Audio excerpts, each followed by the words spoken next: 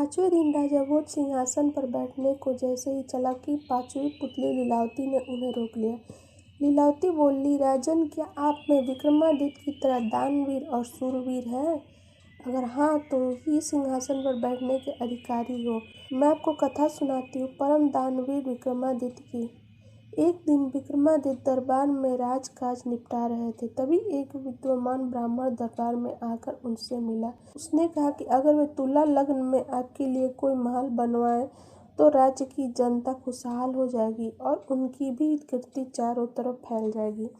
विक्रम को इसकी बात जच गई और उन्होंने एक बड़े ही भव्य महल का निर्माण करवाया। कारीगरों ने उसे राजा के निर्देश पर सोने, चांदी, हीरे, जवाहरात और मणि मोतियों से पूरी तरह सजा दिया। महल जब बनकर तैयार हुआ तो उसकी भव्यता देखते ही बनती थी। विक्रम अपने सगे संबंधी तथा नौकरों चाकरों के साथ देखने गए। उनके साथ एक विद्वान ब्राह्मण भी था। विक्रम मंत्रमुग्ध हुए, साथ ही वह ब्राह्मण मुंह खोले देखता रह गया।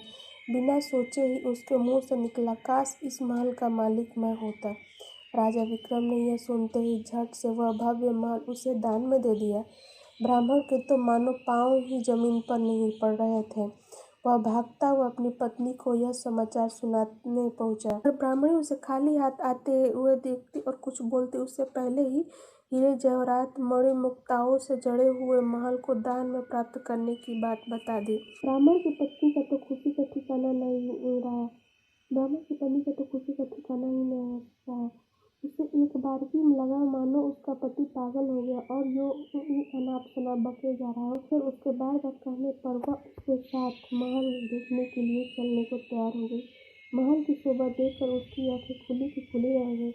महल का कोना कोना देखते हुए वह शाम हो गई और उन्हें पता नहीं चला। थके मांदे हुए एक शयन कक्ष में जाकर निढाल हो गए। अर्धरात्रि में उनकी आंखें किसी आवाज से खुल गई। सारे महल में महक फैली थी और सारा महल प्रकाशमान था। उन्होंने ध्यान से सुना तो लक्ष्मी बोल रही थी। वह कह रही थी कि उनके भाग्य से वहां आई है और उनकी कोई भी इच्छा पूरी करने को तैयार है। ब्राह्मण दंपति का डर के मारे बुरा हाल हो गया। ब्राह्मणी तो बेहोश हो गई। लक्ष्मी ने 3 बार अपनी बात दोहराई लेकिन ब्राह्मण ने कुछ नहीं मांगा तो क्रुद्ध होकर चली गई। उसके जाते ही प्रकाश तथा महक दोनों गायब हो गए। काफी देर के बाद ब्राह्मणी को होश आया तो उसने कहा, यह महल बुजुर्ग भूतहा है, इसलिए हमें दान में मिला है।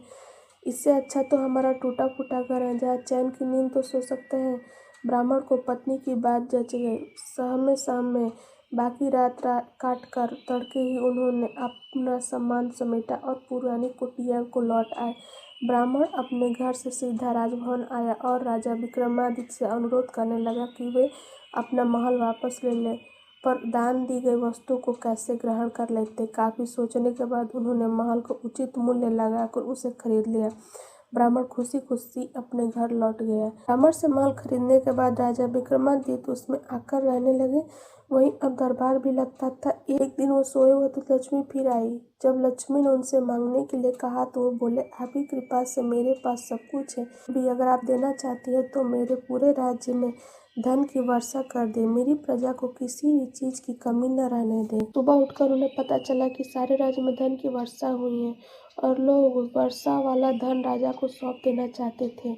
विक्रमादित्य ने आदेश दिया कि कोई भी किसी अन्य के हिस्से का धन नहीं समेटेगा और अपने हिस्से का धन अपनी संपत्ति मानेगा। जनता जय जयकार कर उठी। इतना कहते पुतली लीलावती बोली कि बोलो राजन, क्या इस कथा के बाद तुम इस सिंहासन के योग्य अपने आप को पाते हो? राजा भोज निराश हो गए और अपने कक्ष में लौट आए।